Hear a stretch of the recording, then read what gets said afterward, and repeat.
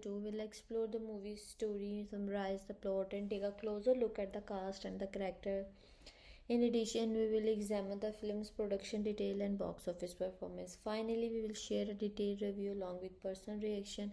So let's get started. When we begin talking about this movie, we are not just discussing another action film, we are stepping back into one of cinema's most powerful and respected genres, the historical epic. This is the kind of the movie that demands attention because it carries legacy, scale, and expectation. As a reviewer, I think it's important to slow down and really appreciate why this film deserves this discussion before we even dive into plot details. Let's talk about the genre. Historical epics are not made as frequently as they once were. Films like Gladiator, Braveheart, and Ben-Hur helped define what this genre can achieve: massive battle sequence, emotional storytelling, and deeply personal genre set against the backdrop of history. These films are not just about swords and shields, they are about power, loyalty, revenge, sacrifice, and the cost of ambition. The film stepped directly into that tradition, and that alone make it worth discussing. Reviewing a historical epic in today's cinematic landscape, dominated largely by superhero franchise and fast-paced blockbuster, is a bold creative decision. It suggests confidence, it suggests belief in storytelling over spectacle alone. Now let's focus on the directors. Ridley Scott. Scott is not new to grand storytelling. His filmography includes masterpieces across multiple genres, from science fiction like Blade Runner to war drama like Black Hawk Down, but historical settings have always been one of his strongest arenas. He has a gift for making the past feel alive, textured, dirty, grand, and real. When Ridley Scott directs a film set in an ancient Rome, you can expect scale. You can expect attention to detail in costume design, architecture, and atmosphere. His production rarely feel small, even quiet moments carry weight because of the world surrounding the character. In the film, that production style returned large sets, sweeping crowd scenes, practical effects mixed with modern technology, and a focus on immersive environment. Production style is actually one of the most fascinating aspects to discuss here. The original Gladiator was groundbreaking for its time, especially in how it blended practical set with early digital effects. Today, technology has evolved dramatically, so naturally, the sequel has the opportunity to expand the Colosseum, the battles, and the visual realism even further. But what makes this conservation interesting is whether the film maintains emotional depth while increasing visual scale. But because here is the thing about epic, spectacle alone is never enough. The original film worked because the emotional core, the journey of Maximus grounded the grand visual, the emotional anchor is what made audience connect. So as a reviewer, we have to ask, does Gladiator 2 balance spectacle with soul? Another reason this movie is worth discussing is the challenge of legacy. Sequel release decades later carry enormous pressure. The audience remember the original fondly, expectations are sky high. Returning to a beloved world risk disappointment, but it also create opportunity to explore theme of legacy, generational change, and the lasting impact of heroism. And finally, there is the cultural aspect. Stories set in an ancient Rome continue to fascinate viewers because they reflect modern society in powerful ways. Political corruption, struggles for power, public spectacle, manipulation of the mass. These themes feel timeless. Discussing the film is not just about reviewing a movie, it's about examining how cinema uses history to comment on humanity. So, before we break down character or scene, it's important to appreciate what kind of film this is trying to be: a historical epic, a continuation of a cinematic legacy, or a Ridley Scott production filled with grand visuals and dramatic intensity. The film represents one of the most financial ambitious historical epic produced in recent years. From a production standpoint, the film's budget reflects both the scale of its storytelling and the practical realities of modern blockbuster filmmaking. Early reports suggest that the film was approved with an estimated production budget of approximately $165 million. However, as filming progressed, the total cost rose substantially. Industry estimate placed the final gross production budget in the range of $300 million to $310 million after tax incentives and international rebates were applied. The net production cost is believed to fall between $210 million and $250 million. Cellular factor contributed to this increase. Historical epics are inherently expensive because they require the recreation of large-scale environment. In this case, recreating ancient Rome, including arenas, palaces, and expensive battlefield required significant investment in set construction and design. While modern digital technology can reduce some physical building costs, large production often combine practical set with computer generated imagery to achieve realism. That hybrid approach, through visually effective, increases overall expenditure. Resource allocation within the budget likely focus heavily on production design, visual effects, and large ensemble scene, crowd stimulations. Digital extension of practical set and complex battle sequence demand extensive visual effect work, which is one of the most costly element of contemporary filmmaking. In addition, the film employ high-profile actor and an experienced technical crew. Salaries for established star, director, and sincere production personnel can account for a meaningful portion of the total budget in film of this scale. Another significant factor affecting cost was the interpretation caused by 2023 industry strike. Production delays typically result in additional expenses such as holding fees for equipment rental, extended location permits, storage cost, and the need to reschedule cast in the crew. Restarting large-scale production after a layoff often require reassembling hundreds of personnel, which add logistical and financial pressure. When compared to the similar film, the film ranked among the higher budget historical epics ever produced. The original film had a production budget of around $100 million, which was substantial for its time but significantly lower than the sequel's suggested figure. Inflation accounts for parts of this difference, but the broader rise in blockbuster production cost over the past 2 decades play an even larger role. Modern audiences expect higher level of spectacle, more detailed visual effect, and large action sequence, all of which increase spending. In comparison to other contemporary tentpole films, particularly franchise blockbuster and superhero production, the film fall within the upper tier of large-scale studio investment. Many modern franchise films operate within $200 million to $300 million range, with some exceeding that threshold. However, unlike fantasy or superhero films that rely almost entirely on digital environment, a historical epic must balance authenticity with spectacle. This often means substantial investment in costume, armor, weaponry, physical sets, and on location shooting, which add a different kind of financial weight. From a studio perspective, such as budget represent both risk and strategic positioning. Higher production costs typically require strong global box office performance to achieve profitability. Marketing expenses, which are separate from production budget, can add tens of millions more to the total investment. Therefore, the financial expectations for a film of this scale are considerable. In neutral analytical terms, the film demonstrates how legacy sequels in established franchise command substantial financial resource. The film estimated cost reflect its ambition, production complexity, and the evolving economics of blockbuster filmmaking.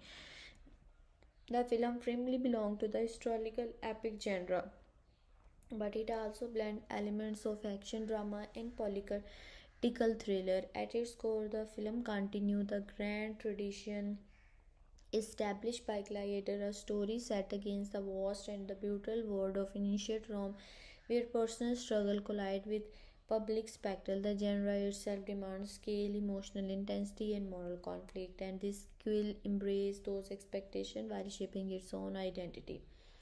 As a historical epic, the film bears its atmosphere through size and detail. Ancient Rome is not presented as a romanticized golden empire, but as a powerful, complex, and often ruthless society. The streets feel crowded and restless, the political space feels tense and calculating. The arena scenes are loud, violent, and overwhelming. This layered environment creates an immersive atmosphere that constantly reminds viewers of the weight of power and survival. The mood of the film leans heavily towards seriousness and intensity. There is very little lightness or comedic relief. Instead, the tone remains grounded and emotionally charged. Themes such as legacy, revenge, corruption, and honor dominate the narrative. The atmosphere often feels heavy not in a negative sense but in a deliberate and purposeful way. The film wants the audience to feel the burden carried by its central character. Every scene has consequence and every battle creates emotional stakes beyond physical survival. Pacing plays a crucial role in shaping that mood. Like many epics, the film does not rush its storytelling. It allows moments of quiet reflection between large-scale action sequence, political decisions, character confrontation, and large personal memories are given space to breathe. This slower pacing during dramatic scenes contrasts sharply with the explosive energy of the arena battles. When the action arrives, it feels intense and urgent because it interrupts period of tension and anticipation. Stylistically, the film follows the grand visual language associated with the director Ridley Scott. Sim Wide shots emphasize architecture and crowdscape, reinforcing the sense of empire. The cinematography often uses warm, dusty toner in outdoor scenes, reflecting the heat and harshness of Rome. Interior scenes, particularly political ones, lean into darker lighting and shadow, creating a mood of secrecy and manipulation. This stylistic choice strengthens the contrast between public spectacle and private strategy. The action sequence maintain a raw and grounded feeling rather than feeling stylized or exaggerated. The combat appear physical and brutal. The camera often stays close to the frightener, emphasizing impact and human vulnerability. This approach keeps the violence serious rather than sensational. It reinforces the idea that survival in this world demands sacrifice. Music and sound design further shape the mood. The score carries emotional weight, using dramatic orchestration to highlight moments of triumph or tragedy. Crowd noise in the Colosseum scenes create a sense of overwhelming pressure. Silence, on the other hand, is used effectively in personal or reflective scenes, deepening emotional resonance. Overall, the genre of historical epic defines the film structure, while its mood is driven by tension, gravity, and emotional depth. The atmosphere feels immersive and intense. The pacing, balance, reflection with spectacle. The tone remains serious and purposeful throughout. Stylistically, the film combines grand visuals with intimate character focus, creating a cinematic experience that feels both massive in scale and deeply personal in motion. When discussing audience expectation for the film, it's impossible to separate the film from the legacy of Gladiator. For many reviewers, that earlier film is not just a historical epic, it is a cinematic landmark. So before even stepping into the theater, audience carry a mixture of excitement, nostalgia, curiosity, and cautious skepticism. From a reviewer's demographic perspective, expectations vary across age groups. Older audience, particularly those who watched the original film in theater 2000, are likely approaching these sequels with emotional attachment. For them, the original was a defining epic of its era. They expect emotional weight, strong character arc, and memorable dialogue. Many of these viewers are not simply looking for spectacle, they want meaning, legacy, and thematic depth. If the sequel feels shallow or purely action driven, this group may feel disappointed. Younger viewers, on the other hand, may come in with a different mindset. Some may have discovered the original through streaming platform, while others may know it only by reputation. This demographic is more accustomed to modern blockbuster pacing, faster editing, heavier visual effect, and large-scale fiction. They might expect more intense arena suspense, expanded battle choreography, and contemporary cinematic energy. Their standard of spectacle has been shaped by massive franchise films, so the sequel must meet those visual expectations while still honoring its dramatic roots. Genre fans, particularly lovers of historical epics, carry a very specific set of anticipations. Fans of sword and sandal films, what political drama and ancient history narrative expect authenticity in world building. They look for immersive production design, convincing costume, and believable political tension. These viewers appreciate slower pacing if it serves character development and thematic exploration. They expect themes such as honor, betrayal, revenge, power struggle, and more conflict to be handled seriously rather than superficially. There is also the influence of the director's reputation. With Ridley Scott returning, audience expect a certain visual grandeur, Scott's signal scale, atmosphere, and cinematic ambition. Viewers anticipate sweeping shots of ancient architecture, gritty battle realism, and an epic tone. His involvement raised the bar not only for visual storytelling but for narrative maturity. Many expect the sequels to feel authoritative and carefully constructed, not rushed or commercially manufactured.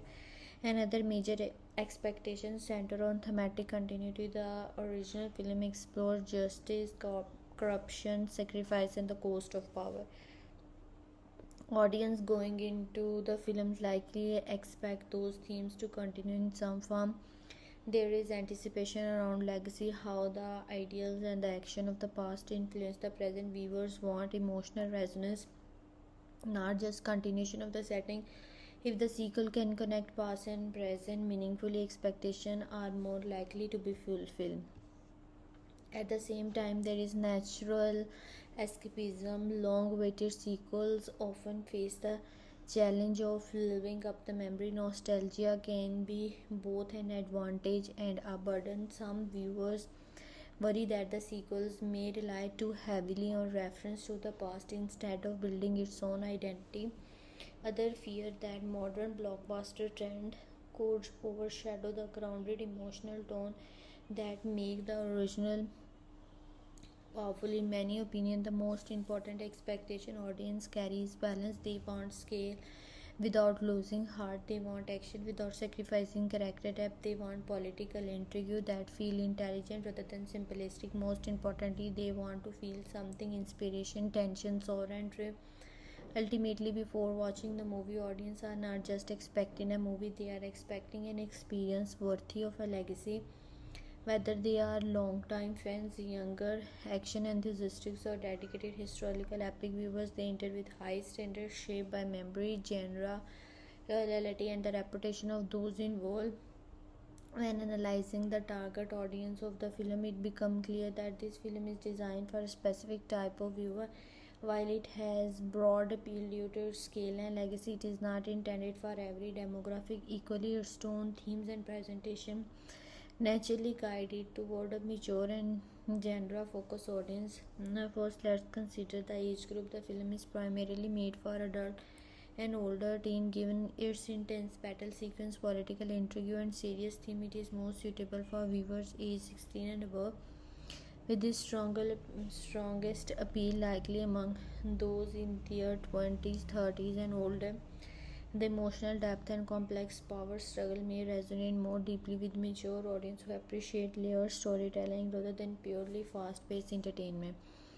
Many viewers in their 30s and 40s may feel a particular connection because of the legacy of Gladiator. Those who watched the original film when it was released are now older, and this sequel seems partially crafted to reconnect with that generation. It acknowledges the passage of time and builds upon themes of legacy and continuity, which tend to resonate more strongly with adult audience. From an interest in perspective, the film is clearly aimed at viewers who enjoy historical setting and epic storytelling. People fascinated by ancient civilizations, especially the Roman Empire, will likely find these films compelling. The attention to architecture, armor, political structure, and arena compacts and cater to those who appreciate immersive historical world. While the film may take creative uh, liberties for dramatic purpose, it still lean into a sense of authenticity and atmosphere that history enthusiasts tend to value. The movie also targets viewers who enjoy emotionally intense drama at its heart. This is not just an action spectacle, it is a story about power, revenge, honor, and survival. The characters are placed in emotionally complex situations, and the narrative explores themes of corruption and personal sacrifice. Viewers who prep for character-driven conflict over light-hearted adventure are the intended audience here. In terms of genre preferences, the film is clearly built for fans of historical epic and serious action drama. Audience who enjoy large-scale cinematic experience similar to Braveheart or Kidney of Heaven are likely to appreciate this sequel. These films share a focus on epic battle, political tension, emotionally driven protagonists. Fans of director Ridley Scott may also be the part of the target audience, as its filmmaking style emphasizes scale, realism, and thematic gravity. However, the film is best suited for viewers seeking light comedy, family-friendly excitement, or purely fantasy escapism. The tone remains serious and intense throughout. Violence in the arena is portrayed with realism rather than stylized exaggeration, and the political discussion is central to the narrative. Younger children or viewers looking for simple, feel good storytelling may find the atmosphere too heavy. Another key segment of the target audience includes cinema enthusiasts who value production quality and large-scale filmmaking. The film's expensive sets, detailed costume, and the sweeping cinematography are designed to attract viewers who appreciate technical craftsmanship. This is the kind of the movie that benefit from being watched on large scale screen, making it appealing to audience who enjoy immersive theatrical experience. Overall, this is made for mature viewers who appreciate historical drama, intense action, and emotionally grounded storytelling. Its core audience include adults who value thematic depth, genre fan of epic cinema, and those interested in stories about power, legacy, and survival. While it may attract a wide range of viewers due to its scale and recognition, its true target audience is those who seek a serious cinematic experience rather than light entertainment. The emotional experience promised by the film is intense, witty, and deeply reflective. As a continuation of the legacy established by the film aimed to deliver more than visual spectacle. It promises a journey shaped by powerful emotion, tension, grief, determination, anger, hope, and ultimately a sense of hard-earned meaning. In terms of mood, the film maintains a serious and immersive atmosphere from beginning to end. This is not light entertainment designed for casual viewer. The tone is deliberate and dramatic, often somber. The world of an ancient Rome is portrayed as harsh and unforgiving, where power dominates, morality and survival demand sacrifice. The emotional mood is built through heavy silence before battles, intense crowd energy in the arena, and quiet moment of internal conflict. These contrasts create a rhythm that pull the viewer into a cycle of anticipation and release. The mood often leans toward tension, political uncertainty, shifting alliance, and looming danger create a sense that stability is fragile. Even moments of temporary triumph carry an undercurrent of risk. This sustained tension keeps viewers emotionally engaged, constantly aware that the character fates are uncertain. It is the kind of mood that encourages audience to sit upright, to feel invested, and to anticipate consequence. The themes reinforce this emotional tone. Legacy is one of the central idea The film explored what it means to live in the shadow of past heroes and whether one can shape a new identity while honoring history. These themes carry emotional weight because it speaks to universal human experience, the struggle to define oneself while carrying inherited expectation. Viewers are invited to reflect on their own sense of responsibility and identity. Power and corruption form another major theme. The Rome Empire serves as a backdrop for examining how authority can both protect and destroy. The emotional experience here is one often frustration and moral conflict. Audience witness character navigating systems that reward clarity and manipulation. These generate a mixture of anger and empathy, particularly when characters are forced to choose between survival and integrity. Revenge and justice also drive the emotional arc. The promise of revenge provides intensity and forward momentum, but the film does not present it as simple or purely satisfying. Instead, it examines the emotional cost of vigilance, justice when pursuing a corrupt world. Audience witness character navigating system that reward cruelty and manipulation. This generate a mixture of anger and empathy, particularly when characters are forced to choose between survival and integrity. Revenge and justice also drive the emotional arc. The promise of revenge provides intensity and forward momentum, but the film does not present it as simple or purely satisfying. Instead, it examines the emotional cost of vigilance, justice when pursued in a corrupt world become complicated and personal. This clear treatment of revenge adds depth to the emotional experience, preventing it from becoming shallow or one-dimensional. Another important emotional element is resilience. The arena sequences are not only physical context but emotional trait. Each confrontation tests courage, endurance, and belief. The audience is meant to feel both fear and admiration, fear for the character's survival and admiration for their strength. The physical battle becomes symbolic of inner struggle, creating an emotional connection that extends beyond the action itself. The intended impact of the film is to leave viewers reflective rather than merely entertained. It seeks to inspire contemplation about honor, sacrifice, and leadership. The ending, rather than delivering simplistic triumph, likely aim for emotional resonance, a feeling that something meaningful has been fought for, even if the cost was high. Music and visual composition further shape this experience. Dramatic orchestration evaluate moment of loss and victory, intensifying emotional reaction. The scale of the visual, vast arenas, massive crowd, imposing architecture amplify feeling of insignificance and defense. When an individual stand against an empire, the emotional contrast becomes powerful. Ultimately, it promises an emotional journey defined by gravity and depth. It offers tension instead of comfort, reflection instead of distraction, and catharsis earned through struggle. For viewers willing to engage with its serious mode and layered theme, the film aims to provide not just action but a lasting emotional imprint. At its core, it built up the philosophical foundation established by the Gladiator and expanded it into meditation and legacy, identity, and the enduring struggle between power and struggle. Stripped of its historical setting and physical spectacle, the story functions as an abstract exploration of what it means to inherit a broken world and decide whether to conform to it or challenge it. The central story concept revolves around inheritance, not merely of bloodlines but of ideas. The film suggests that history is not static, it is carried forward through memory, influence, and consequence. Characters do not operate in isolation, they move within structure shaped by previous action, previous sacrifices, and previous failures. Arena become more than a place of comeback. It becomes a symbolic stage where the past confronts the present. The protagonist is not simply fighting opponent; he is wrestling with expectation and meaning.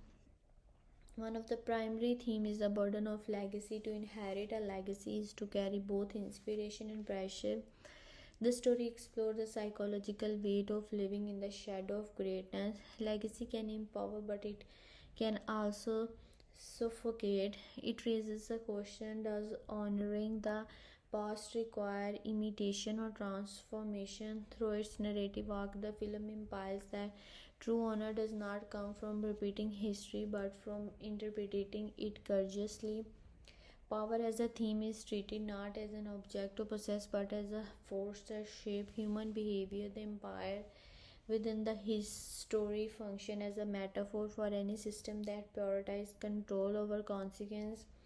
Power distorts perception, it rewards spectacle and punishes vulnerability. Yet the film also suggests that power is fragile when detached from moral grounding. This tension between authority and integrity form the philosophical backbone of the narrative. Another core theme is identity forged through adversity. The protagonist's journey is not merely external. While battle and political confrontation provide narrative movement, the deeper conflict lies within identities portrayed as something not inherited. The story suggests that who one becomes depends on the choices made under pressure. In this sense, the arena symbolizes life itself, unpredictable, unforgiving, and absorbed by a judgmental crowd. Survival alone is insufficient, meaning must be claimed. Justice and other central idea through it is presented in complex terms. The film does not treat justice as immediate or absolute. Instead, it portrays justice as something that requires endurance and sacrifice. Revenge may appear as an emotional catalyst, but the narrative distinguishes between vengeance driven by anger and justice guided by principle. This distinction becomes a part of the film's message. Action motivated purely by personal rage may perpetuate cycle of violence, while action grounded in conviction may interrupt them. The story also engages with the theme of spectacle. Public entertainment represented by the arena serve as commentary on society. A appetite for distraction. Spectacle can unify crowd, but it can also manipulate them. The narrative subtly question whether people are participants in history or passive observers of it. In this abstract sense, the arena reflects a broader human tendency to consume conflict without confronting its emotional, moral implication. Sacrifice function as the emotional anchor of the core idea throughout the narrative. Sacrifice characters are confronted with choice that demand personal cost. The film implies the transformation, whether personal or societal, require willingness to endure loss.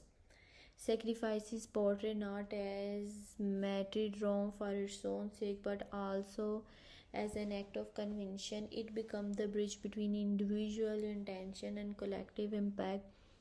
The overarching message of the story seems to be that true strength lies not in domination but in moral resilience. In a world structured by hierarchy and fear, choosing integrity becomes a radical act. The protagonist's journey illustrates that courage is not defined solely by physical victory, it is defined by refusal to surrender one's principle even when doing so appears disadvantageous. Ultimately, the core idea of the film transcends its historical setting.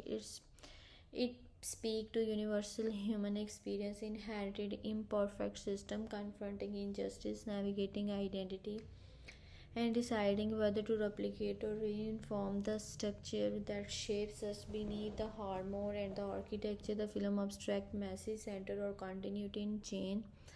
The past inform the present, but it does not imprison it. Legacy can inspire new action, power can be challenged, and identity can be forged through conscious choice rather than circumstances. In this way, the film's story concept becomes less about Rome and more about humanity. It invites reflection on how individuals respond when placed within powerful system, whether they become instrument of those system or agents of transformation. The battles are visible, but the deeper struggle is internal, and it is within that internal struggle that the movie core idea truly resides. At the heart of the film lies central conflict that is less about physical confrontation and more about moral tension. While the film exists within the grand tradition of historical epic established by Gladiator, its true struggle unfolds within the space between power and consequence, inheritance and independence, survival and principle. The conflict is structured around a series of moral dilemmas that test not only strength but identity. The most significant tension arises from the clash between personal integrity and systemic corruption. The world of the story is built upon hierarchy and control. Authority flows from the top, often without accountability, and those beneath it must decide whether to conform or reside. This creates a fundamental challenge. How does one maintain moral clarity in a structure designed to reward obedience over justice? The protagonist stands at the center of this question, navigating an environment where every choice carries consequence beyond the self. The conflicts become more complex when survival enters the question. It in a hostile environment, survival can demand compromise. The film presents the dilemma of whether it is acceptable to bend one principle in order to endure. Is survival itself a form of victory, or does it lose meaning if achieved through moral surrender? This tension creates internal struggle. It is not enough to overcome external obstacles. The greater battle lies in preserving one's ethical foundation. Another dimension of the central conflict involves legacy. The protagonist exists within the shadow of a powerful past expectation, whether imposed by society or self generated, shape the internal landscape. The tension here is subtitle but powerful. Does one follow the path carved by predecessor or attempt to redefine it? To reject legacy may seem like betrayal, yet to imitate it blindly may prevent growth.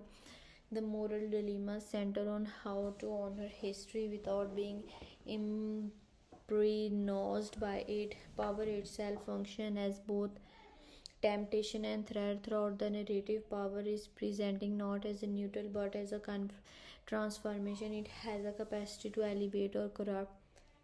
The challenge for the central figure is to determine how to interact with power responsibly. Is power a tool to achieve justice, or does the pursuit of it inevitably lead to moral erosion? The tension here is psychological. The closer one moves toward influence and authority, the more one risks becoming indistinguishable from the very forces one seeks to challenge.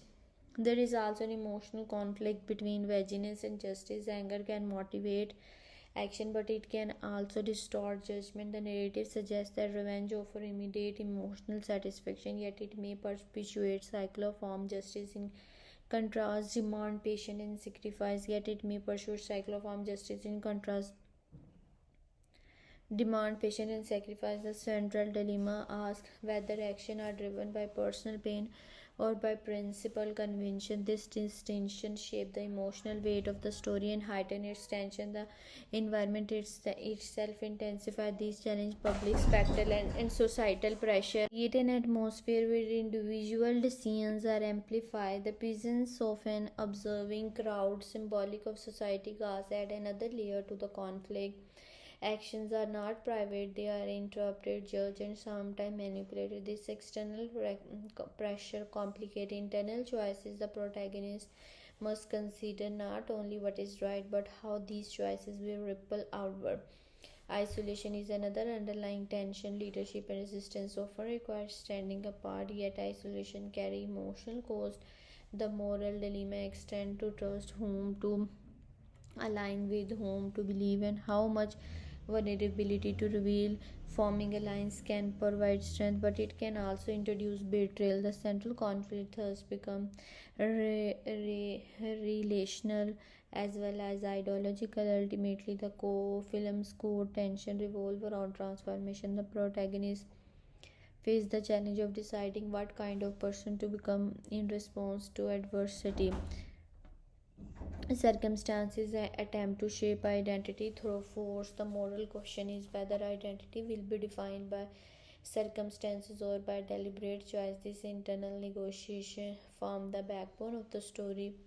In abstract terms, the central conflict is a struggle between domination and dignity. It asks whether one can confront overwhelming system without observing their value. It explores whether resilience can coexist with compassion, It questions whether honor has practical power in a world structured by fear. By focusing on these moral dilemmas and psychological challenges rather than isolated events, the film positions its central conflict as universal. It is not confined to initial setting or epic battle. It reflects a timeless human tension. They fight to preserve integrity when everything encourages surrender. The film continues the thematic foundation established by Gladiator. It expands those ideas into broader ethical, emotional, and cultural territory. Beneath the scale of its historical setting, the film explores enduring human questions about morality, power, identity, and collective responsibility. Its themes are not confined to an ancient Rome, they resonate because they mirror patterns found across societies in generation. One of the significant ethical questions the film raises concern the nature of power. Power is portrayed not merely as authority over other but as a force that reshape character. Story asks whether power is inevitability corrupt or whether it can be exercised with integrity. This ethical tension drives much of the internal struggle within the narrative. Character must confront the reality that gaining influence may require compromise. The deeper question becomes, can someone challenge a corrupt system without becoming part of it? This dilemma speaks directly to contemporary conversation about leadership and accountability. Another central theme is justice versus revenge. The emotional impulse toward retaliation is powerful and immediate, especially in environments shaped by violence and betrayal. Yet the film questions whether revenge truly resolve injustice or simply extend suffering. Justice, by contrast, is depicted as mere and principle but offers slower and more costly. The narrative does not offer easy answer. Instead, it presents the moral weight of choosing between emotional satisfaction and ethical restraint. Legacy also play a crucial thematic role. The film explores what it means to inherit not just as a name or position, but a moral expectation. The emotional arc tied to legacy revolve around identity. A character shaped by the influence of past tourism must decide whether to replicate it or interrupt it. This raises cultural question about generational responsibility. How much should the present be shaped by the ideal of the past, and when does honoring traditions becomes an obstacle to growth? These questions resonate beyond the story's historical framework. Culturally, the film examines the function of obstacle within society. Public entertainment symbolized through the becoming a commentary on how communities processes violence and power. The crowd represents collective psychology. Spectacle can unify people, but it can also distract them from systemic injustice. The film subtly critiques societies that consume conflict as entertainment without confronting its ethical implication. In this way, it reflects on cultural fascination with power display and public drama. Another theme explored is the cost of dignity. In an environment built on dominance and hierarchy, dignity becomes a quiet form of resistance. Choosing to act with integrity in a morally compromised system carries consequence. The emotional arc here is one of endurance. Character face humiliation, loss, and pressure, yet the preservation of self respect becomes a central form of strength. The story suggests that dignity is not passive, it is an active commitment to values in the face of adversity. Sacrifice is woven deeply into the thematic structure. The film examines when individuals are willing to give up for larger purpose. Sacrifice is not romanticized or as effortless heroism.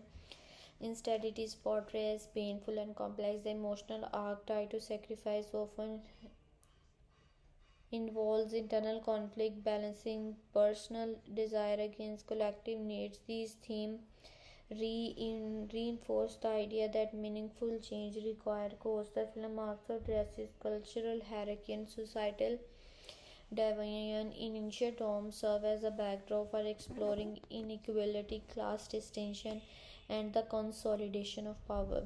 While the setting is historical, the cultural topic feel contemporary. The narrative invite reflection on how society justifies the inequality and how individuals within those systems respond. Do they accept the structure as inevitable or do they question its legitimacy? Identity is another key theme. particularly in relational to transformation. The story emphasizes that identity is not static, it is shaped by choices under pressure. Emotional growth occurs when characters confront their fear and redefine their purpose. The arc of transformation reinforces the idea that circumstances do not fully determine destiny, response matter more than environment. Ultimately, the theme explored in the film convergence around a central idea: the struggle to align action with principle in a world defined by power. Ethical question about justice, revenge, and leadership intersect with the emotional arc of resilience, sacrifice, and self-discovery. Cultural topic about spectral hierarchy and collective responsibility deepen the narrative relevance. Through these layered themes, the film invites viewers not only to witness conflict but to reflect on it. It challenges audience to consider how integrity can survive within flawed system and whether courage lies in domination or in moral convention. The emotional connection in the films grows from its ability to combine personal struggle with epic scale. While the setting is vast and historical, the emotional experience remains intimate like its predecessor, Gladiator. The story invites viewers to look beyond armor and arenas and focus instead on human vulnerability. The connection does not come only from action sequence but from the emotional weight carried by the character and the mood that surround them. The overall mood of the film plays a central role in shaping this connection. It is serious, immersive, and often heavy with tension from the becoming. The atmosphere suggests that choice matter and that consequence will not be easily undone.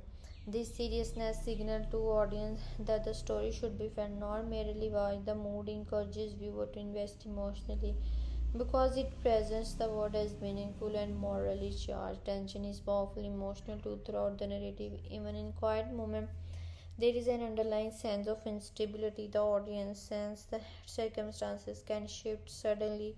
This constant awareness builds empathy as viewers share the character uncertainty. Emotional engagement deepens when the audience anticipates potential loss or triumph alongside the protagonist. The unpredictability of outcome mirrors real life anxieties, making the story relatable despite its historical setting. The themes of legacy and identity further strengthen emotional connection. Many viewers understand what it feels like to live with expectation, whether from family, society, or personal ambition. The struggle to define oneself while honoring or resisting the past is universal. When the protagonist confronts question of inheritance and purpose, viewers see reflection of their own internal conflict. These themes bridges the gap between ancient Rome and modern life. Another theme enhance emotional resonance is justice. The desire for fairness and moral balance is deeply human. When character confront injustice, audience respond intensively. There is a sheer emotional reaction to corruption, betrayal, and abuse of power. These reaction create solidarity between viewers and character. The audience does not merely observe the struggle; they feel aligned with it. The emotional arc of free silence also plays a significant role. Watching a character endure hardship without losing dignity tap into a fundamental human admiration for perseverance. Struggle becomes meaningful when it reveals inner strength. Viewers connect emotionally because they recognize their own challenge in symbolic form. The arena, while dramatic and physical, becomes a metaphor for personal trial. Every confrontation represents that only physical danger but emotional testing. The film's mood intensifies during moments of isolation. Characters often stand alone against overwhelming system. This isolation evokes vulnerability, which naturally invites empathy. When a character faces moral decision without certainty or support, viewers experience that uncertainty within them. The emotional bond grows stronger in their solitary moment because they reveal fear, doubt, and courage simultaneously. Sound designs and visual composition amplify the viewer's experience. The contrast between roaring crowds and quiet reflection create emotional rhythm. Loud, chaotic scenes heighten adrenaline, while softer moments allow reflection and connection. Music underscored emotional transition, guiding the audience through sorrow, determination, and hope. These stylistic choices ensure that the emotional experience feels real rather than one dimensional. Importantly, the film does not relies solely on triumph or connection. Emotional impact also comes from sacrifice and consequence. Loss carry weight because it is portrayed as meaningful rather than incidental. When character makes difficult choices, the audience feel the cost. These scenes of consequence deepen the authenticity and prevent the emotional journey from feeling superficial. The intended viewer experience is not just excitement but catharsis. Catharsis occurs when tension builds and then find release through resolution or realization. The story gradually intensifies emotional stake, allowing viewers to feel the build-up of frustration, anger, or hope. When resolution arrives, it carries emotional power because it has been earned.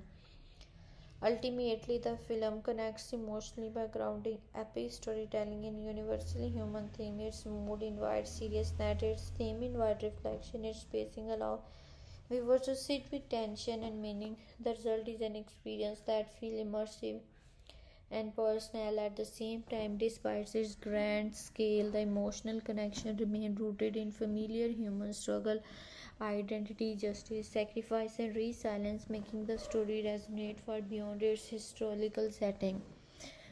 The film's character dynamic become clear when we prefer to the actual name rather than placeholder. The story centered on Lucas versus portrayed by Paul Mescal. Lucius is no longer the child who once observed the arena in Gladiator. How is he is now how a grown man shaped by memory, loss, and expectation. His character embodies the archetype of the reluctant hero, someone burdened by legacy rather than driven by ambition. Luke's personality is defined by restrained internal conflict and the quiet intensity. He is not reckless or impulsive. Instead, he reflects deeply before acting, which adds emotional depth of his arc. His struggle is not only physical but psychological. He carries the symbolic weight of Maximus' influence, and this creates tension between who he is and who others expect him to be. As a reviewer, I find Lucas compelling because his journey is less about proving strength and more about defining identity under pressure. Opposing force in the film include powerful Rome leaders such as Emperor Caracalla and Emperor Geta, portrayed as embodiment of unchecked authority. These figures represent the archetype of corrupted rules, men shaped by privilege, insecurity, and obsession with dominance. Their personalities lean toward paranoia and the theoretical display of power. Unlike Lucas, whose strength feels internal and grounded, these empire project control outwardly. The contrast between moral restraint and performative authority drive much of the tension. Another significant figure is Macrinus, played by Denzel Washington. Macrinus operates within the political shadow of Rome. He fits the archetype of the strategist or power broker, intelligent, observant, and morally complex. His personality blends charisma with calculation. He is not openly tyrannical, but neither is he purely virtuous as a character. Macrinus adds knows because his motivational layer. He understands how systems work and how to navigate them. This makes him unpredictable and dramatically engaging. Returning from the original film is Lucilla, portrayed by Connie Nielsen. Lucilla represents continuity and emotional memory. She embodies the archetype of the protective yet political aware mother figure. Her personality balances compassion with political awareness. Lucilla understands the cost of power and the fragility of justice. Through her, he The film preserves a to the emotional tone of the first story, reinforces the theme of legacy and sacrifice. General Marcus Acacius, played by Pedro Pascal, add another layer to the character structure as a military leader. He represents display authority. His archetype aligned with the honorable soldier, someone royal to Rome but potentially conflicted about its leadership. His personality combined confidence with strategic focus. Characters like Acacius often stand at a crossroad between obedience and consequence, added moral tension without overwhelming. Collectively, these name structures shape the film's emotional landscape. Lucas stands at the center as the moral axis. Caracalla and Genta embodies corrupted power. Macrinus operates as the calculated intermediary. Lucilla provides emotional grounding. Acacius represents structured loyalty within a flawed system. By grounding the narrative in these distinct personalities, glided to transform architect into individual. Each character carries thematic weight, identity, power, legacy, and control, while maintaining personal motivation and traits that make the drama feel intimate despite its epic scale. The acting performance in the films are central to the film's emotional power. While the scale of the production is massive and visually commanding, it is ultimately the performance that gives the story its human weight. As a reviewer, I find that the emotional resonance of the film depends largely on how conveniently the cast convey internal struggle beneath the armors and authority. Starting with the lead act performance, Paul Mescal as Lucas versus carry the emotional backbone of the films. Mescal approaches the role with restraint rather than theatrical intensity. Instead of portraying Lucas as an immediately dominant hero, he emphasizes vulnerability and introspection. There is a quiet heaviness in his expression, a sense that the character is constantly calculating, remembering, and questioning. This subtitle approach works in the film's favor. It allows the audience to feel the burden of legacy without relying on exaggerated emotion. When Lucas confronts moments of moral tension, Mescal's controlled delivery make those scenes feel authentic rather than dramatic for effect. His performance shines particularly in silent or contemplative moments. Rather than delivering long speeches, he often communicates conflict through posture and eye contact. This creates a deeply personal connection with viewers. The emotional arc feels earned because it is built gradually, not forced. On the sporting side, Denzel Washington as Marcus brings gravitas and complexity. Washington's presence naturally commands attention. His performance blends charisma with unpredictability. There is a calculated calm in the way he delivers dialogue, suggesting layer of intention beneath every word. Emotionally, he adds attention to scene without needing to raise his choice. His experience as an actor show in his ability to shift tone subtly from mentor-like guidance to strategic manipulation. This ambiguity makes his character compelling and gives the film's intellectual depth. Portrayal of authority figure, including the emperor, introduce a contrasting emotional journey. Joseph Kunin and French Hagner portraying Emperor Genta and Emperor Caracalla infuse their role with volatility and theatrical intensity. Their performance feel deliberately unstable. There is a sense of insecurity masked by exaggerated display of control. Emotionally, this creates discomfort, which is intentional. Their unpredictability heighten the tension. Is very sheer scene rather than portraying villain as calm mastermind. They embody emotional fragility, discussed as a dominance. Pedro Pascal as Marcus Acacius offer a different kind of performance. Pascal brings control, authority to the role. His physical presence conveys discipline, but there is also an undercurrent of contemplation. He avoids portraying the character as one dimensional. Instead, he suggests internal evaluation beneath loyalty. Emotionally, this gives this scene a quiet tension, especially when moral lines appear blurred.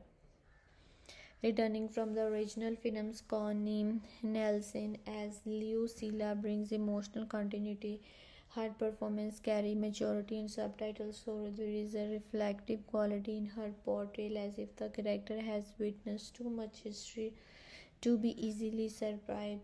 Nelson calm intensity ground the narrative emotionally in scenes involving Lucas. Her presence add warmth and gravity, reinforcing theme of legacy and protection. Chemistry between the cast members play a crucial role in shaping the viewer's emotional experience. The dynamic between Mescal and Washington feel layered, not simply adversarial or sportive but evolving. Their exchange carries subtext suggesting shifting alliance and hidden intention. Similarly, the confrontation between Lucas and Emperor plus with ideological tension, the contrast in performance style, Mescal quiet intensity versus the Emperor vitality, create dramatic friction that feel authentic. Overall, the ensemble deliver performance that match the film's serious tone. No actor appear disconnected from the emotional weight of the narrative. The chemistry feel intentional rather than accidental, built on contrast of restraint and flamboyance, stability and instability. Emotionally, the acting performance transform the film from a spectacle into a human drama. The grand setting becomes meaningful because the actor anchored it with believable vulnerability, ambition, and moral conflict. In a film as grand as stylized as Gladiator.The, realism is not about documentary level historical accuracy alone. It is about emotional truth. The strength of the film lies in whether its character feel like human being operating within an epic world rather than symbolic figure moving through a spectacle. When discussing realism and depth, the focus naturally shifts toward character development, believability, emotional range. Character development in the film unfold gradually rather than through sudden transformation. The central figure, Lucas versus play by Paul Mescal, is not written as an intense hero. His development failure, he being as someone shaped by history and expectation, and over time he grew into someone defined by choice. That progression feel realistic because it reflects how identity form in real life through experience, doubt, and repeated confrontation with difficult circumstances. What makes this development believable is restraint. The film avoid portraying Liskus as flawless. He is capable but uncertain, strong yet reflect. His evaluation does not erase vulnerability, instead it integrates it. That integration creates authenticity. Viewers are more likely to connect with a character who struggle internally than one who appear invincible.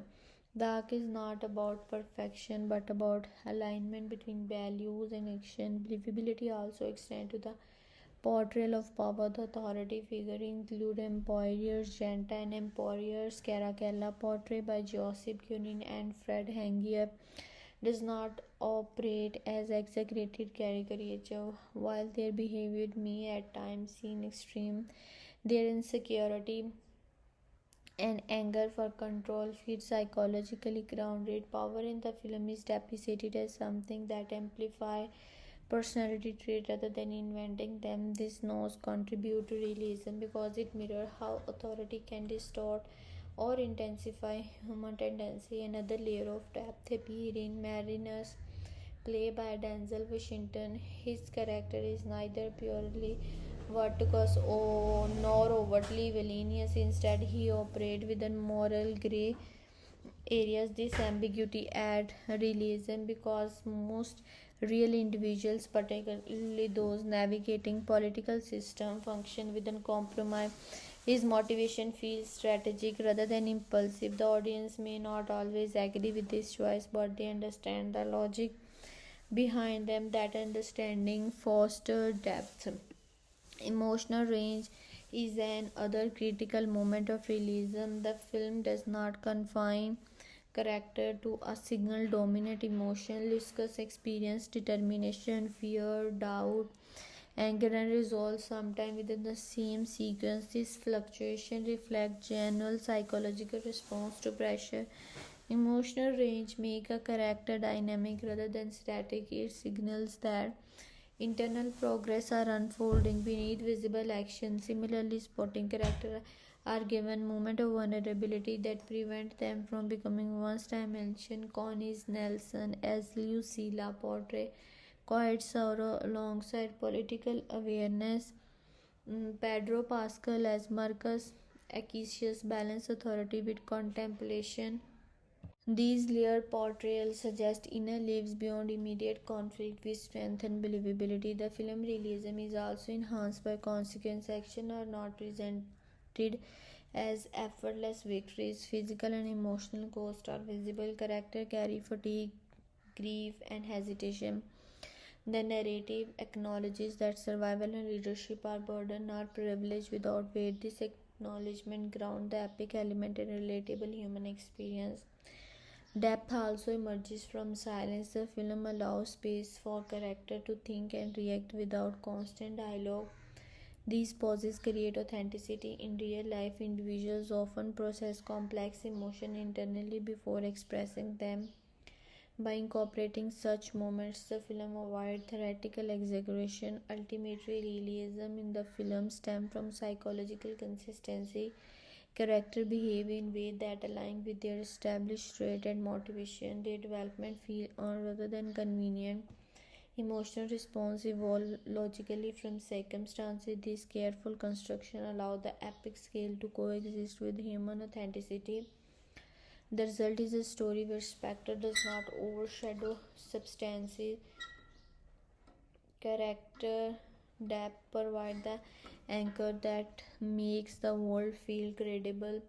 Through gradual development, believable motivation, and varied emotional range, the film achieves a realism rooted in historical reflection but in human truth. When examining the production budget of the film, it is helpful to approach the subject calmly and analytically, focusing on scale, allocation of resources, and comparison to similar large-scale production. As a historical epic directed by Ridley Scott, the film was positioned from the beginning as a major studio investment rather than mid-range drama. In term of cost range, industry estimates suggest that production budget ultimately landed between $250 million and $310 million before marketing expenses. Some report distinguish between gross production cost and net cost after tax rebates and international incentive, which likely brought the effective studio expenditure closer to the lower end of that range.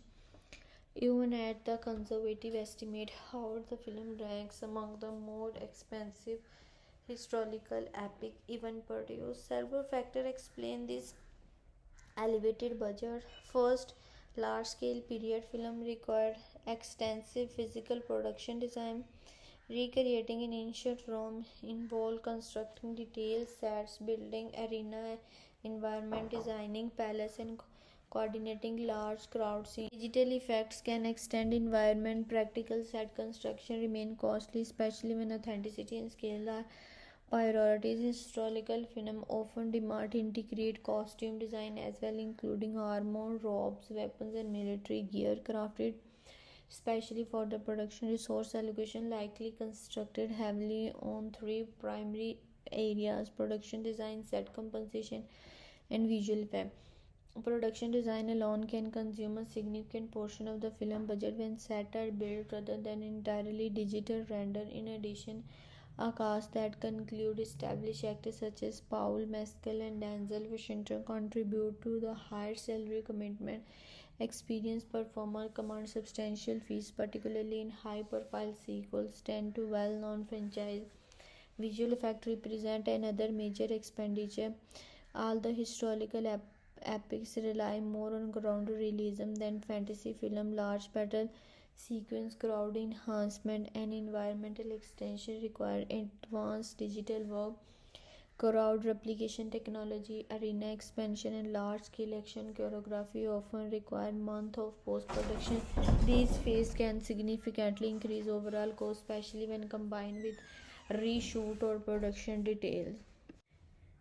Logistics also contribute meaningfully to the budget. Filming in multiple international locations, transporting equipment, housing large crews, and coordinating complex action scenes increase operational expenses. Production of this scale employ hundreds, sometimes thousands of crew members across departments, include cinematography, stunts, costume, makeup, set construction, and security. When compared to similar film, Gladiator aligned more closely with modern blockbuster standard than with earlier historical dramas. The original Gladiator had a production budget of approximately $100 million, which was considered substantial at the time. Adjusted for inflation and contemporary filmmaking practices, the sequel's expanding cost reflect both economic shift and increased audience expectation perspective. Compared with other recent tentpole films, particularly large franchise entries or epic action films, a $250 million to $300 million budget is not unusual. Many contemporary superhero and fantasy films operate within this range. However, historical epics have become less common in this financial time, making this investment somewhat distinctive. Films such as Braveheart and Kingdom of Heaven were expenses for their era but generally fell below today's highest blockbuster budgets. An analytical standpoint, the production budget of the film reflects calculated risk. High cost requires strong global box office performance to achieve profitability, especially when marketing expenses are added. However, this scale of investment also signals confidence in the property, brand's recognition, and international appeal. The film's budget sits firmly within the upper tier of modern blockbuster filmmaking. Its cost range reflects ambitious production design, major acting talent, visual effect demand, and logistical complexity. When viewed alongside similar epics or franchise films, the expenditure appear consistent with current industry standard for large-scale cinematic events. When discussing the domestic box office performance of the film, it's important to focus on the United States and Canada market and consider how audience behavior has evolved in recent years. Domestically, the film opened with approximately $55 million in its first weekend for an R-rated historical epic releasing in a competitive November window. That debut was considered solid rather than explosive. It demonstrated clear interest from adult audience but did not reflect the kind of breakout opening typically associated with four-quadrant family-friendly blockbuster. Over the course of its theatrical run, the film accumulated roughly $170 to $175 million in North America. Within the context of today's marketplace, the total represented a respectable performance, particularly for a sequel arriving more than 2 decades after the original film. However, the number must be evaluated against the film's substantial production budget, which reportedly exceeded $250 million. Domestic revenue alone was never expected to cover costs, making international performance essential to the overall profitability. Audience trend in the domestic region play a major role in understanding these results. In recent years, North American box office success has been driven largely by superhero films, animated features, and PG-13 franchise entries that attract families and repeat viewers. R-rated historical drama face a narrow demographic ceiling. Gladiator.To appeal primarily to adult viewers, fan of the original film, and audience drawn to epic historical storytelling. This demographic trend to attend during opening week but may not generate the extended repeat driven momentum seen in family oriented release. Competition also shaped the film's domestic trajectory during its release period. Several high profile titles targeted different audience segments, including musical and animated sequels that drew strong family crowds. These films often dominate Thanksgiving and holiday corridors, limiting the available share for adult focused drama. Despite that, Gladiators 2 maintained steady weekly holds, suggesting that word of mouth among its core viewers was reasonably stable. Comparatively, original films earned about $187 million domestically during its initial run in 2000. adjusted for inflations and market growth. That earlier total reflect a stronger reflective performance within its era. However, theoretical attendance pattern had shifted significantly since then. Streaming availability, shortened theoretical window, and changes in viewing habit have reduced the domestic ceiling for many genres outside superhero or animated film. In that sense, Gladiator 2 performance align with broader trends affecting adult swing epics. It is also worth noting that R-rated films in general tends to open lower than PG-13 counterparts simply because younger viewers are restricted without adults accompaniment.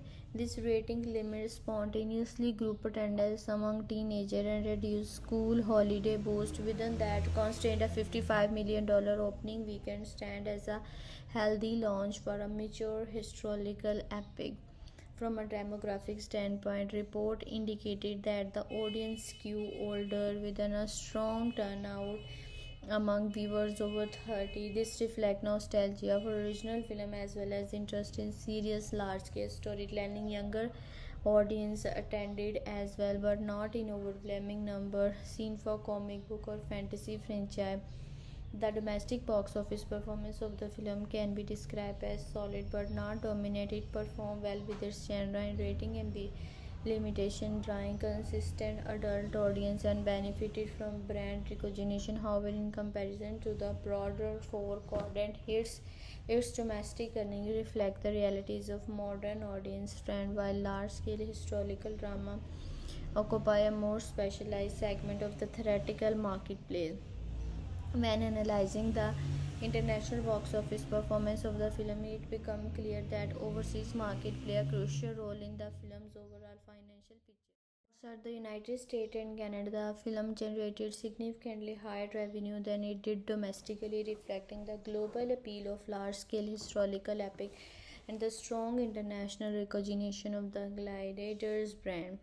Internationally, the film earned well over $250 million, pushing its worldwide total past the $400 million mark. In many ways, this overseas performance was essential given the film's high production budget for big budget epics. Global market often determine profitability, and the Gladiator 2 follow that modern blockbuster pattern. Unlike smaller dramas that rely heavily on domestic audience, large spectral driven film frequently generates 60% or more of their total revenue from international territories.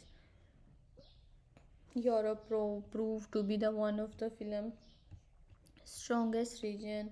The United Kingdom, Italy, and Spain delivers particularly solid numbers. This is not surprising at historical epics center around in ancient Rome and the tend to resonate strongly with the European audience. The cultural familiarity with the Rome history combined with appreciation of large-scale period filmmaking likely enhanced reception. Italy in particularly show notable enthusiasm as Rome heritage likely enhanced reception. Italy in particularly show notable enthusiasm as Rome heritage remain deeply embedded in national identity and historical interest. In the United States, the film benefited from both the popularity of epic storytelling and the presence of well-known actors, and with a strong appeal in British market, European audience generally respond well to visually grand production directed by established filmmaker, and that tradition likely supported steady attendance across the region. Asia presented a more mixed picture. Markets such as South Korea and Japan delivered moderate return, reflecting interest in action-driven spectacle but somewhat less engagement with the Rome historical theme compared to the Western territories. China performance was comparatively restrained as historical Western epic do not always translate into major box office event there unless supported by extraordinary visual spectacle or franchise momentum. While the film did secure a release and generated revenue, it did not dominate in East Asian market the way certain hero or fantasy franchise often do. Latin America contributed solid mid-level return. Countries like Mexico and Brazil responded well to the action element, and emotional drama. Though the film did not reach breakout status, these markets often support large-scale Hollywood productions, especially those emphasizing action and visual grandeur. Marketing impact play a significant role internationally. Promotional campaign emphasize spectral legacy and emotional continuity from the original film. Trailer highlighted large-scale arena sequence, intense compact visual, and dramatic musical scoring. In European marketing lean into the historical grandeur and cinematic scale, while in other territories, campaigns focus more heavily on action and star power. This targeting approach helped maximize appeal across different cultural contexts. Another factor influencing international performance was release timing. The film rollout aligned with a competitive global release calendar, but it benefited from strategic scheduling in certain regions where local competition was lighter. Holiday corridors in several territories reported stronger opening weekend and sustained attendance compared to the similar recent historical or epic style film. The film performed competitively overseas. While it did not reach the extraordinary international height of superhero franchise that regularly exceed 700 or 800 million dollars abroad, it outperformed many mid-budget dramas and matched expectation for a mature R-rated epic scale.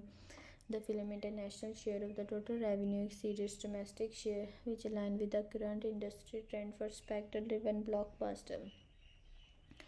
The international box office was the backbone of the film financial performance. Europe emerged as the strongest region, Asia delivered moderate support, and Latin America contributed steady returns. Strategic market, global brand recognition, and the universal appeal of epic scale storytelling allowed the film to perform more robustly overseas than domestically, reinforcing the importance of international market in today's blockbuster economy. While examine the worldwide gross of Gladiator, it is important to look at the combined performance of both domestic and international market globally. The film earned a little over $400 million during its theatrical run. This total reflect ticket sale from North America as well as major international territories across Europe, Asia, Latin America, and other regions. On the surface, crossing the $400 million mark placed the film within the range of a successful large-scale release. However, worldwide gross alone does not automatically determine profitability. To understand the break-even status, we should consider the film's total cost. The reported production budget exceeded $250 million, with some estimates placing it closer to $300 million before incentives. In addition to the production expenses, distribution and marketing costs must also be included. For a global tentpole release of this scale, marketing campaign can range between $100 and $150 million worldwide. These costs cover advertising, promotional tour, global premiums and media buyings, digital campaigns, and theatrical distribution logistics. When production and marketing are combined, total expenditure may have approached $350 to $400 million because theater retain a significant portion of ticket sale, often around 550% domestically and sometimes more internationally. Studio do not receive the full box office total. For example, from a $400 million worldwide gross, the studio's actual revenue share may be closer to $200 to $30 million after exhibitor split, depending on territory specific agreements. This means that the film theatrical revenue alone likely did not fully cover its total cost during the initial box office window. In traditional break-even analysis, a general rule of thumb suggests that the film must earn approximately 2 to 2.5 times its production budget worldwide to reach clear profitability in theater. Using that guideline, a $250 to $300 million production would ideally need 600 to 750 million dollars in global box office to ensure strong theatrical profit. However, theatrical performance is only the one part of the revenue picture. Modern studios rely heavily on secondary revenue streams.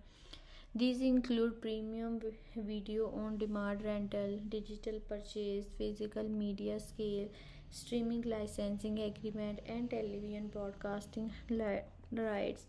International streaming platform and subscription service often pay substantial licensing fee for high-profile titles. Over time, these additional stream can significantly reduce losses or even push a films toward profitability. Global audience engagement also matter beyond immediate ticket sale. A recognizable brand with strong international visibility can support merchandising, partnership, future installment, and broader franchise value. Even if theoretical margins are tight, long-term franchise positioning may justify the investment. Distribution costs further complicate break-even calculation. While international release requires shipping digital prints, coordinating regional marketing campaigns, and maintaining partnership with global exhibitors. Currency exchange rate and local tax structures also influence final return from each territory. The film's worldwide gross of just over $400 million represents a substantial global turnover, demonstrating strong audience interest across multiple regions. However, when production expenses, marketing budget, and exhibitor revenue split are considered, theoretical earning alone likely place the film near break-even rather than clear profitability. Long-term revenue from streaming, home entertainment, and licensing will play a crucial role in determining its financial final outcome. In today's industry environment, break-even analysis extend beyond box office total and depends on a complex web of global revenue stream and distribution economics. A calm profitability analysis of the film requires separating headline box office number from deeper financial mechanics behind large studio production. On paper, the film earned just around $400 million worldwide. That figure sounds substantial, but profitability depends on how that revenue compared to the total cost and how much of the gross actually flow back to the studio. First, consider production expenses. Reports place the film's production budget between $250 and $300 million.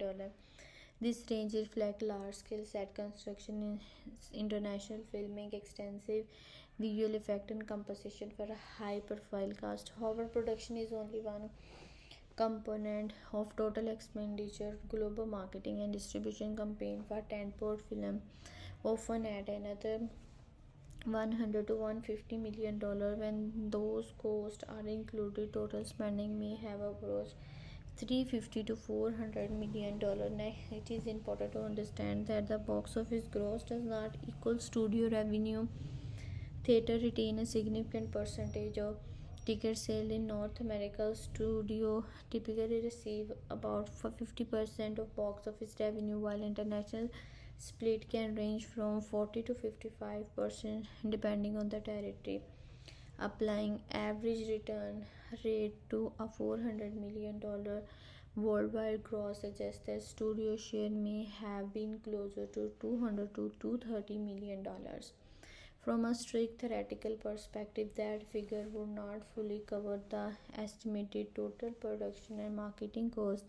Using a common industry benchmark, films often need to earn roughly 2 to 2.5 times their production budget worldwide to achieve comfortable theoretical profitability. Under that guidelines, a $275 million production might ideally require $550 to $700 million globally.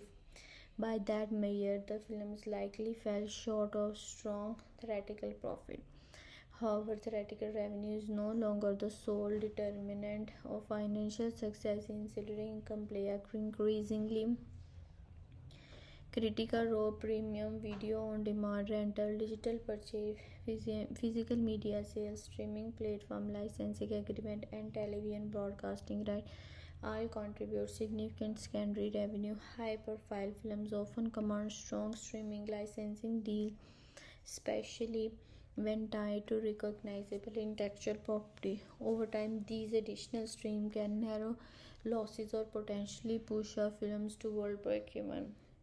Another factor influencing profitability is tax incentives and production rebates. Filming in certain countries can reduce net production costs through government incentives, If the reported cost gross production budget include cost before rebates, the effective net cost to the studio may also have been lower than public estimate suggest. This can meaningfully impact final profit calculation. Return on investment or ROI appeared moderate at best. Based purely on theatrical performance, the film generated substantial global revenue, but relatively to the high upfront investment, return were not exceptional. It performed solidly rather than spectacularly. For film of this scale, profitability margin likely depend heavily on long-term revenue accumulation rather than immediate theoretical windfall. That said, profitability analysis also include intangible strategic value. Reviving unrecognized cinematic property can strengthen studio branding, build catalog value, and create potential for future installment or spin-off. Even if short-term ROI appears limited, long-term franchise positioning can justify the investment. The film likely achieved partial cost recovery through global box office, but may not have delivered strong theoretical profit on its own. Ancillary income stream, tax incentives, and long-term brand value will ultimately deliver while the film moves from near break-even into clear profitability. From a strict revenue versus cost standpoint, it's appeared financially stable but not a major financial windfall. Audience reaction to the films have been varied but generally engaged, reflecting the diverse expectation that surrounded the film. Because it arrived at a sequel to a beloved historical epic, reaction was shaped not only by the film itself but also by nostalgia, generational differences, and modern viewing habits. From a demographic standpoint, the strongest earlier turnout came from viewers over the age of 30. Many of these audience members grew up with the original Gladiator and carried emotional attachment to its own theme and iconic status. For this group, reaction often focus on comparison, how the sequels measure up emotionally, visually, and dramatically. Older audience tended to appreciate the scale, seriousness, and classical storytelling style. They responded positively to the film's epic atmosphere and grounded intensity, viewing it as a return to large-scale historical drama that has become less common in recent years. Younger demographic, particularly viewers under 25, reacted somewhat differently, while many appreciated the action sequence and visual spectacle. This group is accustomed to faster pacing and franchise universe with interconnected stories. Some younger viewers found the film more restrained and traditional in tone compared to the modern superhero or fantasy blockbuster. Engagement among this demographic leaned more toward discussion about standout performance and large arena sequence rather than deeper thematic analysis. Viewers' feedback overall reflected a mix of admiration and cautious comparison. Many praised the film production scale, costume design, and cinematic weight. Audience friend frequently highlighted the immersive atmosphere and intense action choreography as strength. Emotional reaction was strongest during moments of confrontation and moral tension, suggests that the film succeeded in delivering dramatic stakes that resonated with viewers.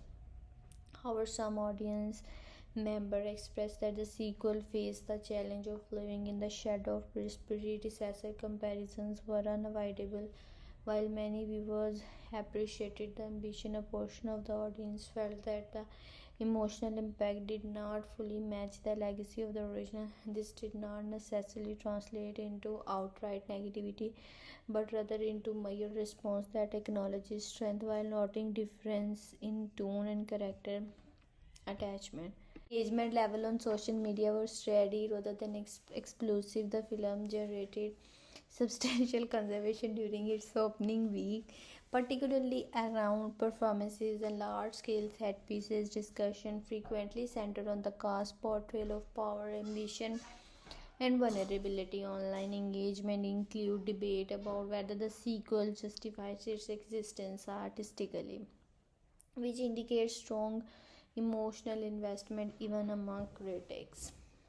International audience demonstrated particularly enthusiastic reaction in European market where historical epics traditionally perform well. Viewers' feedback from those regions overemphasize appreciation for the grandeur and the classical storytelling style. In contrast, some markets with stronger performance for high concept fantasy or science fiction show more modern enthusiasm, focusing primarily on the action rather than historical drama element. Word of mouth appears stable, contributing to steady box office hold rather than dramatic surge. This suggests that while the films may have sparked overwhelming viral excitement, it maintained a consistent level of approval among those who attended. Audience score and exit polling indicate that viewers who specifically sought a serious historical epics were generally satisfied. Another notable aspect of audience reaction was appreciation for the film's seriousness in an era where many blockbusters incorporate heavy comedic elements. Some viewers welcome the more solemn tone. This seriousness, however, may have limited repeat viewings among casual audience seeking lighter entertainment. In summer, audience reaction to Gladiator reflect generational divides, high expectation, and the challenges of sequel storytelling. Older viewers responded strongly to its epic scale and dramatic weight, while younger audience engage more selectively within its spectral elements. Feedback overall leaned positive but thoughtful rather than euphoric. Engagement have demonstrated sustained interest, proving that large-scale historical dramas still hold cultural relevance, even if no longer dominate the cinematic landscape in the way it once did. Box office performance often show how film is perceived long after its theatrical run, and the film is no exception.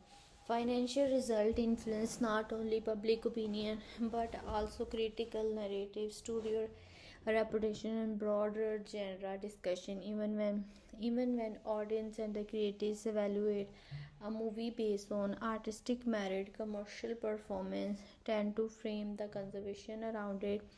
In this case of the film, the worldwide gross of just around $400 million place it in a complex position. On one hand, that figure represents a substantial global turnover, signaling strong interest and sustained audience engagement. On the other hand, gave it reported high production and marketing costs.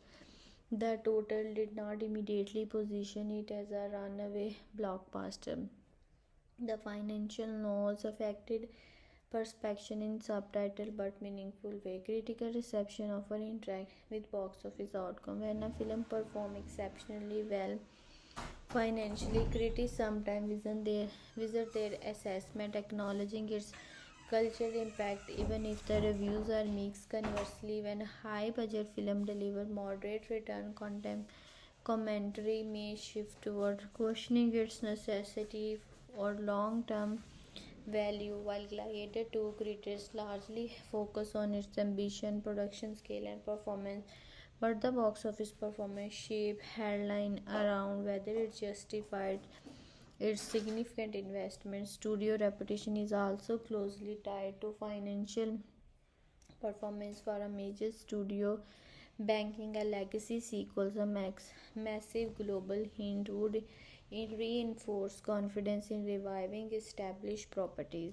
A moderate or near break-even outcome, however, encourage more cautious analysis. The perception of risk becomes the part of the narrative. In this case, the film's respectable but not explosive box office suggests that the historical epic remain viable but not command the same guaranteed dominance as superhero franchise. Genre comparison further shape perception. Historical epics once dominated toward seasons and box office charts, especially in the early 2000s. The early Gladiator combined strong earning with critical acclaim, earning toward recognition and cultural longevity. By contrast, modern blockbuster landscape are driven heavily by fantasy, comic book adaptation, and animated franchise. When an historical drama enters that environment with a 250 to 300 million dollar budget, its financial performance is measured against genre leaders that regularly surpass 700 or 800 million dollars worldwide. Because the film did not reach those towering figures, perception sometimes lean toward describing it as solid rather than dominant. These language matter. The difference between box office success and moderate performance can influence long-term legacy, award season momentum, and public memory. A film that breaks record becomes the part of industry mythology. A film that performed respectable but not spectacularly may instead be remembered more for its artistic element than its commercial triumph. Audience psychology also play a role. When viewers hear that a movie is a massive hit, they may feel a stronger pull to see it, driven by culture conservation and fear of missing out. Conversely, reports suggesting that a film underperformed can dampen urgency even if the film itself remained well made. In the case of the film, its box office narrative did not generate the same event film aura that accompanies billion-dollar release, which may have tempered its broader cultural impact. Moderate box office performance does not necessarily equate to negative perception. In some circles, the film's earning reinforce appreciation for its seriousness and scale. Viewers who value traditional epic storytelling view its financial steadiness as proof that there remain an audience for grounded dramatic cinema and amid franchise saturation. The box office performance acts as a lens through which both critics and audience interrupt values. The financial outcome frame it as a respectable, ambitious sequence rather than industry-defining blockbuster. That perception influences how studio evaluate future historical epics, how critics contextualize its legacy, and how audience remember its place within contemporary cinema. The film stands as an ambitious, visually commanded sequel that embraces the weight of legacy while navigating the realities of modern blockbuster filmmaking. It is not a flawless triumph, nor is it a hollow spectacle. Instead, it occupies a middle ground, artistically seniors, typically impressive, occasionally uneven, but undeniably crafted with convention. From a cinematic quality standpoint, the film's greatest strength lies in its scale and visual discipline. Directed by Ridley Scott, the movie reflects a filmmaker deeply comfortable with epic storytelling, the framing of large environment, the use of natural light considered against tone and stand, and deliberate pacing of confrontation scenes are contribute to a classical cinematic texture. Unlike many contemporary blockbusters that rely heavily on rapid editing, this film allows moments to breathe. The camera lingers, silence is used strategically. This gives the narrative a gravitas that feels increasingly rare in big budget cinema. Production value is unquestionably one of the film's most impressive achievements. The set design, costume, and large-scale arena sequences are executed with meticulous attention to detail, whether through practical constructions or digital extension. The world feels physically grounded. Armor carries where crowds feel dense and intimidating. The environment do not appear over-polished or artificial. This tactile realism enhances immersion and gives the spectacle emotional credibility. That said, the film grandeur sometimes overshadows intimacy. While the scale is consistently impressive, certain character-driven moments would have benefited from deeper emotional layering. The narrative emotionally leans more heavily on visual power than on nuanced personal exploration. For some viewers, this may create emotional distance, particularly when compared to the raw immediacy of the original film. Performance elevates the material significantly. Paul Mescal delivers a physically committed and emotionally restrained performance that carry much of the film's dramatic weight. His portrayal balances vulnerability and strength throughout time. The spirit limits the complexity of his internal arc. Denzel Washington, on the other hand, inject magnetic energy into the film. His presence adds unpredictability and layered charisma. Even in quieter exchange, he commands attention with control intensity. Supporting cast members contribute effectively, reinforcing the political and moral tension embedded within the story. Thematically, the film explores power, legacy, corruption, and moral endurance. It reflects on how systems shape individuals and how ambition can both elevate and destroy. There is a clear meditation on authority and identity, what it means to inherit a legacy, and whether strength must always manifest through domination. These themes are intellectually engaging, though they are sometimes presenting more through atmosphere than through sharply defined dialogue. One weakness lies in narrative predictability. While the execution is polished, certain dramatic turns follow familiar epic convention. The film rarely surprise structurally rely instead on tonal consistency spectral to maintain engagement. For viewers seeking innovation in storytelling structure, this may feel conventional. Pacing is another mixed element. The deliberate rhythm enhance grandeur, but occasionally slow movement in the middle act. Some sequences linger significantly longer than necessary, creating moments where tension diffuse rather than escalate. However, the final act regain focus, delivering emotionally resonant confrontation that restore intensity. Emotionally, the film succeeds in evoking solemnity rather than exaggeration. It aims for dignity, tragedy, and weight rather than crowd-pleasing triumph. This tonal choice may elevate mass appeal but reinforce its artistic identity. Overall, the film is a visually formidable and thematically earnest epic that honors classic filmmaking tradition. Its strength lie in production scale, atmospheric control, and commanding performances. Its weakness stem from occasional narrative predictability and uneven emotional intimacy. It may not redefine the genre, but it demonstrates that large scale historical storytelling still has cinematic power when treated with seriousness and craft. The film is a clearly understand its audience, even if the audience is more specific than universal. It is not designed to please everyone, and that selectivity shape who will appreciate it most and who may feel disconnected from its tone and pacing.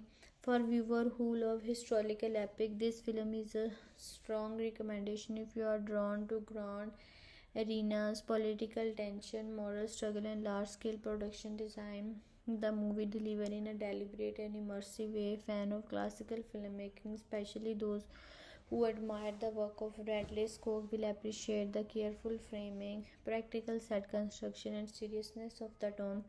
The style lean into weight and atmosphere rather than spectacle for spectacle's sake.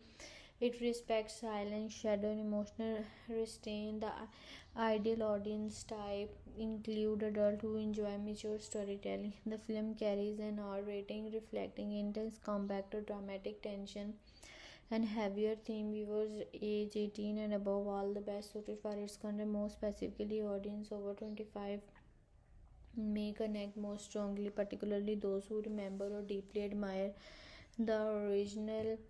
Gladiator nostalgia play a subtitle role, and the sequel assume the level of appreciation for epic tradition rather than fast-paced franchise humor. Genre preferences matter significantly here. If you prefer superhero film with rapid editing, constant cubes, and brightly stylized action, this movie may feel slower and more solemn. Its pacing is mild, confrontation are dramatic rather than flashy. Dialogue scenes carry as much weight as battle sequences.